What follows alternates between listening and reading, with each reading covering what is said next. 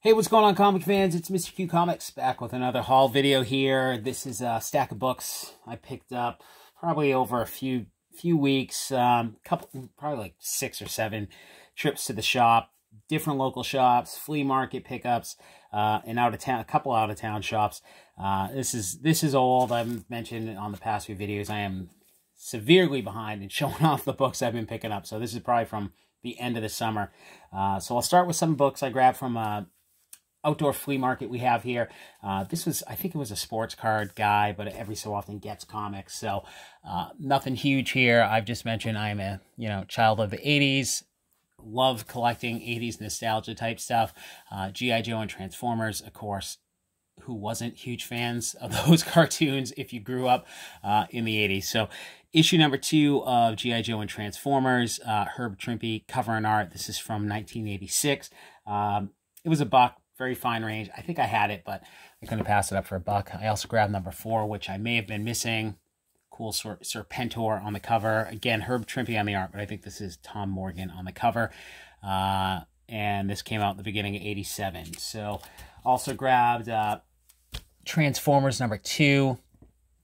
I probably grabbed like 20 Transformers books because everything was like worked out to $1. I think I have issues 1 through 20 something that I picked up on eBay, but I couldn't pass them up for $1. If they're in good shape, they seem to go for pretty decent money. This one, again, very fine range. It's the second appearance of all the big characters, Megatron, Optimus Prime, and Starscream. Didn't write down who did the artwork on this one, but this is from '84, and again, it was $1. It's very fine range, so I definitely was not going to leave it there. Okay, I grabbed a few copies of this book, Uncanny X-Men 191, just a minor key issue. First appearance of Nimrod. This has got John Romita Jr. on the cover and art, and a Chris Claremont story. I think at the time I was shopping for these, this may have got some heat. Maybe, I think probably because of that Jonathan Hickman series, the House of X, Powers of 10, if that's right. I don't know if it's House of X, Powers of X, House of 10, Powers of X, House of X, Powers of 10. I don't know. Anyways, seemed like all the local shops had them, so I had picked up 3 copies. I think these 2 were like $4 or $5, probably very fine range. And I think the newsstand copy I got was a little bit better shape. I already had this, but anytime there's kind of some, spec on bigger books, bigger series anyways, X-Men, Spidey, I'll pick up a few copies and hold on to them. Probably would have liked to have more found them in the dollar bin, but it can be easy to get caught up in the hype with some of this stuff. So I'm trying to be a little more, give it a little more thought. Which of these, books that are spiking am I really gonna put money into? So, anyways, that's it for those. This was from an out of town shop that I hit up every so often when I'm in that city. Avengers 181, which I just love this book. First appearance of Scott Lang.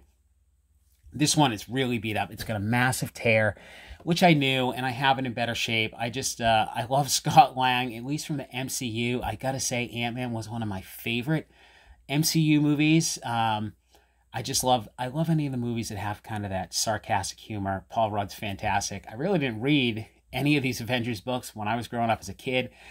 Don't know anything about Scott Lang from the comics. I assume he's got the similar characters they portrayed in the movie, but anyways, this is also a fantastic George Perez cover. I love Perez covers when he's got everyone on the cover. He seems to do a lot like that, where you got the whole team, or they just, I know this isn't kind of an action scene, but I just love these Perez covers.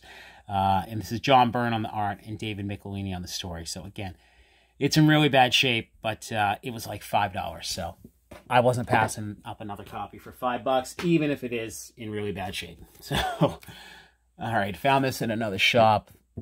Probably my go-to shop. New Gods number 5. It was just cheap, $5. It's not in great shape. It's got some marker up here, probably in the VG range. I think this is the first full appearance of Slig, and I know nothing about the New Gods series at all. I just pick these things up when I find them, when they're cheap. Kirby stuff, Bronze Age, Silver Age. Even if it's stuff I'm not too familiar with, it is definitely worth grabbing. All right, this I think I've got a couple copies of this. Venom Lethal Protector number 4. Pretty cool Mark Bagley cover. Anything Venom, Carnage, the past 2-3 years, that stuff is just all seems to get crazy hot.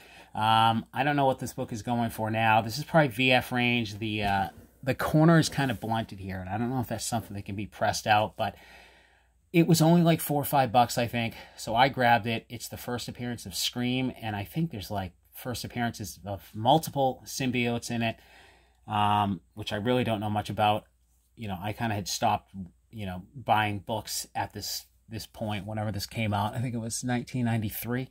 So, but to me, it's worth grabbing some of these and having them. I just can picture one of these things showing up, you know, in another series where it spikes, or in, you know, the Fox or MCU movies, whatever happens with the Venom series down the road. So I think it was like $5, so I went ahead and grabbed that.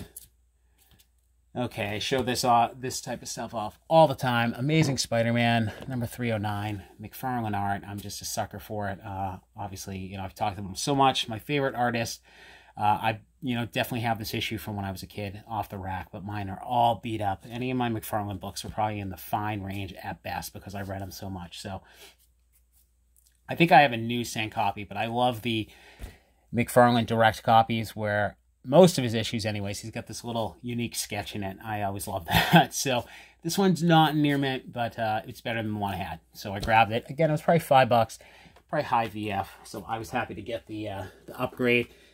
Though any of those can be pricey, if they're in near mint range, you can pay some, you know, $15, $20 I'll see people asking for, which I'm not paying for those, but if I can find them for $5 or less, I will grab them.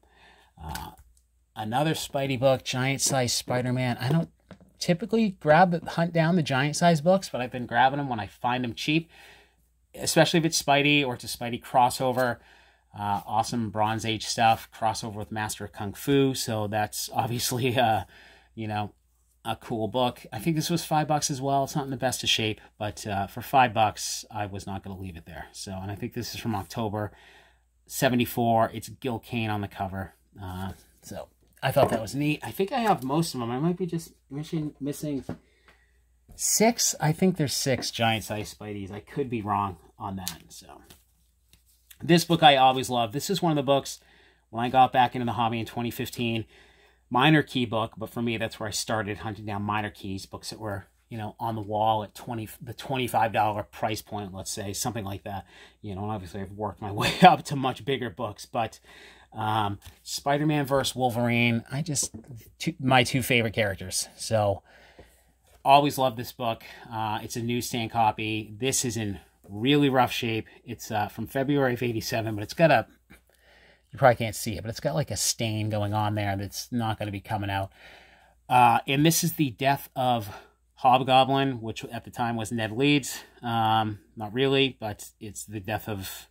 That's how Key Collector lists it. So it's the death of Ned Leeds when people thought he was the Hobgoblin, I guess is how to say it best. So it's Mark Bright on the cover and art, who I never really heard of, and Christopher Priest on the story, but I always love the cover. So... And I think that even though it's low grade, I think it was like $5 again. So I'm a sucker for stuff like that. So I grabbed it.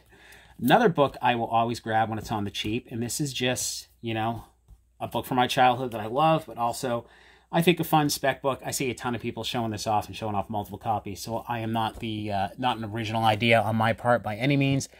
X-Men number 4. I think I saw some guy on Torpedo Comics Instagram that had like bought 25 of them from him to have Jim Lee do an in-store signing. He bought every one they had.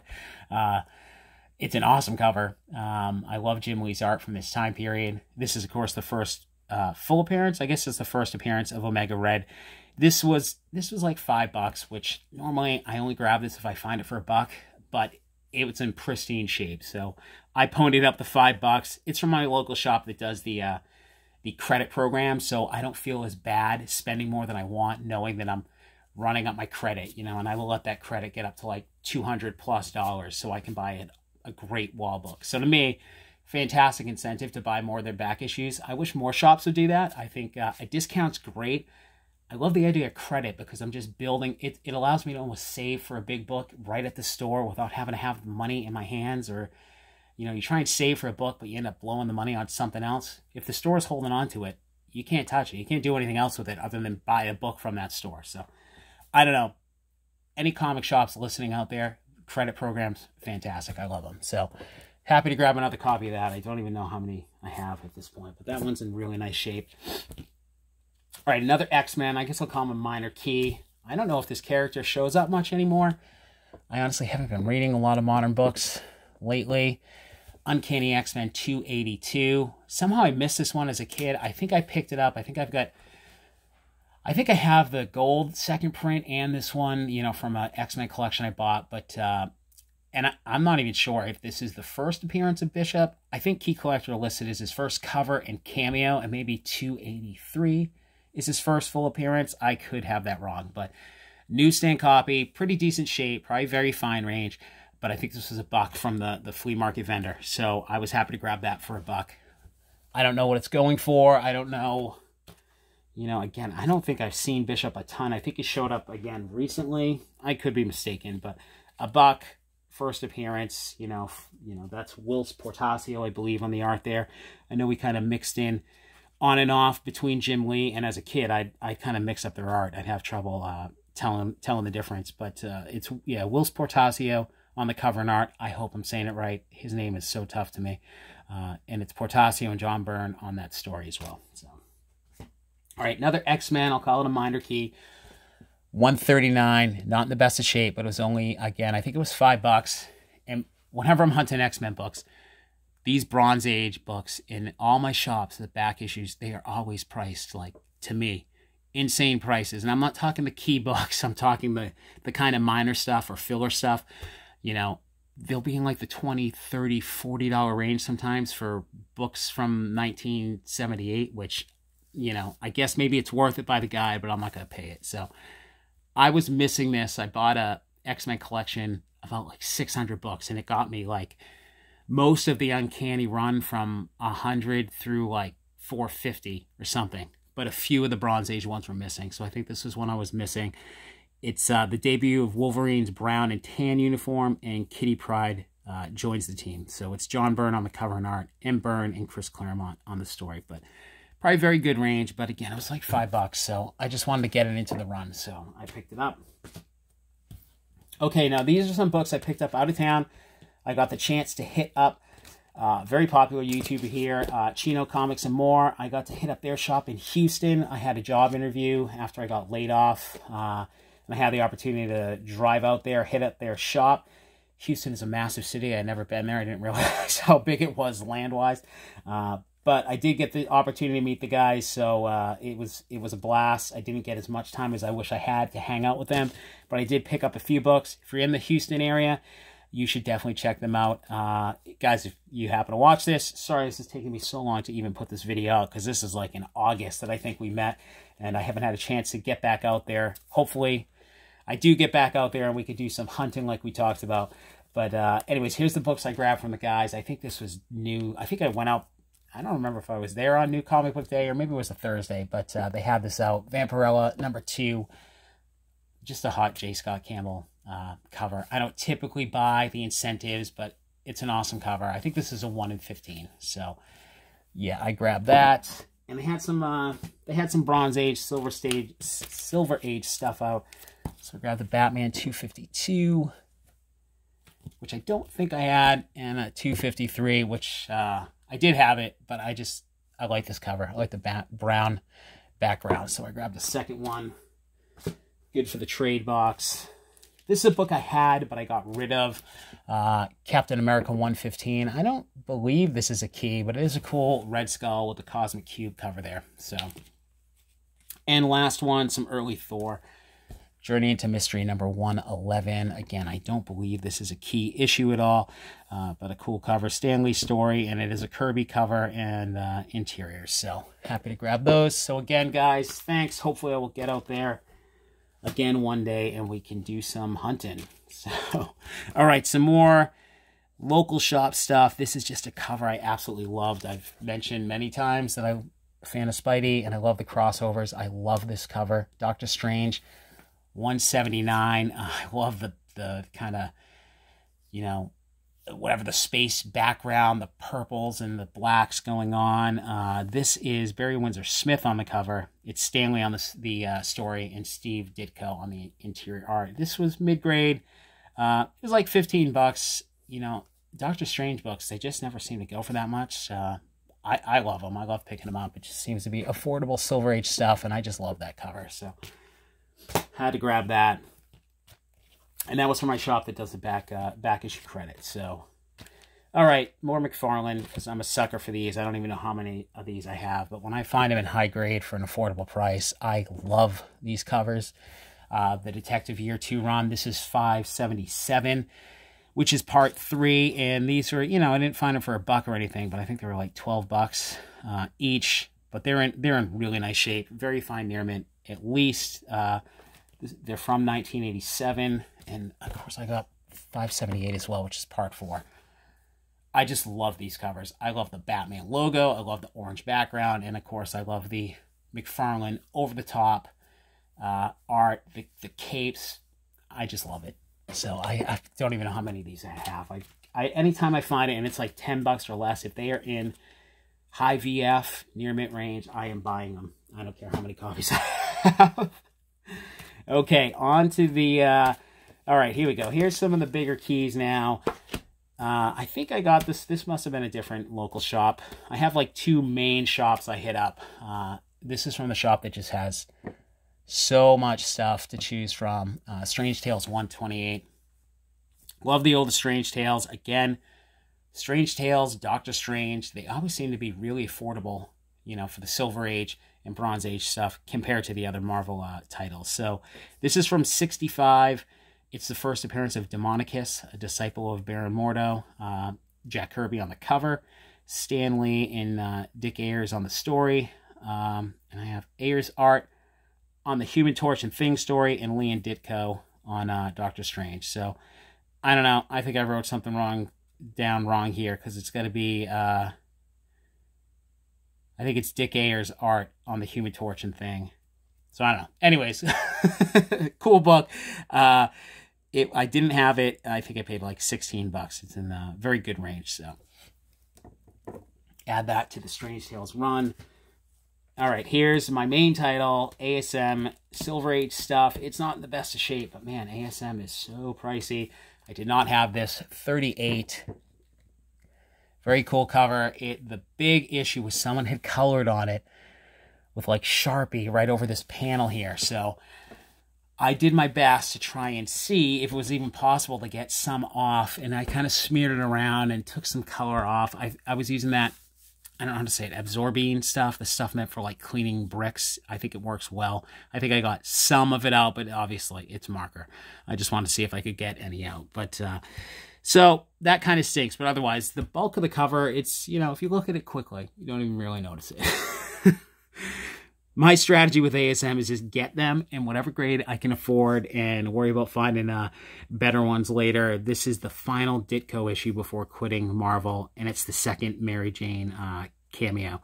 And I think it was like 40 bucks, and I marked it down as probably the very good range. I really have no idea what a marker stain like that does to the cover, but I needed it for my Spidey run. So for 40 bucks, that was pretty affordable copy. Again, any early ASM stuff is crazy expensive. So, okay, everyone will know what this is. Avengers 196. I had picked up a few of these in the past year. This was on the wall of my shop. Dirt cheap. It's low grade. It's probably good, a very good range, but it was only like 25 bucks. Again, you get back issue credit, so I think I picked it up with those detectives. So, of course, it's the first full appearance of the Taskmaster. Awesome George Perez cover with a green background, which I dig. You don't see a lot of green backgrounds like that. And it's David Michelini on the story. So happy to grab another copy of that. This is a great book. Great cover. Captain America 118. I think this is the second appearance of the Falcon. So again, this is a really nice copy. I love the red background. It's from October of '69. This is Gene Colan on the cover and art. Stan Lee's story. And I think I got this for less than 30 bucks. Mid-grade range. Definitely in the fine range. So beautiful red background. Very cool cover. Happy to find this. This is, again, another big second appearance. I've got some pretty good second appearances here. On the cheap, this is a fantastic cover. Marvel Spotlight #6. Second appearance of Ghost Rider. Really, I dig the kind of square box covers here. This is Mike Plug. I've definitely started to really appreciate his art. He seems to, I guess he did a lot more of the horror stuff for Marvel in the Bronze Age. So again, this is similar to the Captain America I just showed. Mid-grade, probably in the fine range. This was less than 20 bucks. It's, yeah, Mike Plug cover and art, Gary Friedrich on the story. So for less than 20 bucks, second appearance of Ghost Rider, absolutely, I was taking that home.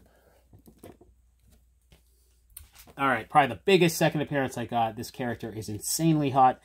The first appearance is just out of reach for many people, myself included. Not a character that I was always a huge fan of, so it's not something I would pony up for. But I found this in their back issue bin.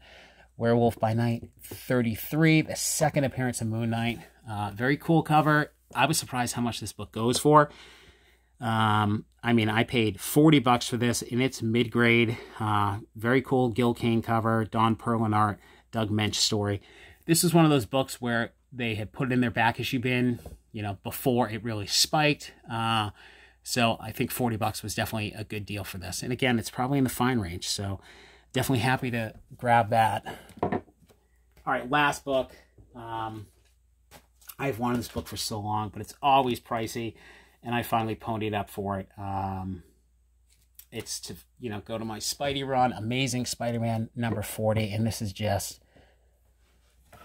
you know, one of my all-time favorite Spidey covers. I love this.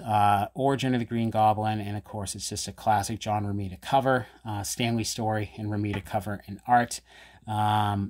So I guess this has got to be his second issue, I believe. Yeah, because 39 is the other classic cover, and this one's just phenomenal. It's not the best of shape, but again, that book is pricey. So this one's in the VG range, so and I got it for less than 100 bucks, which I was happy with. I've never found this at a steal. This is definitely one of those Spidey books that most collectors want, even if they're not, you know, guys trying to fill out their Spidey run. So definitely happy to add it to the PC. So all right, that is the haul, guys. I've got a couple more lined up and ready to go. I hope you enjoyed it. If you did, please like, subscribe, and I will see you guys soon.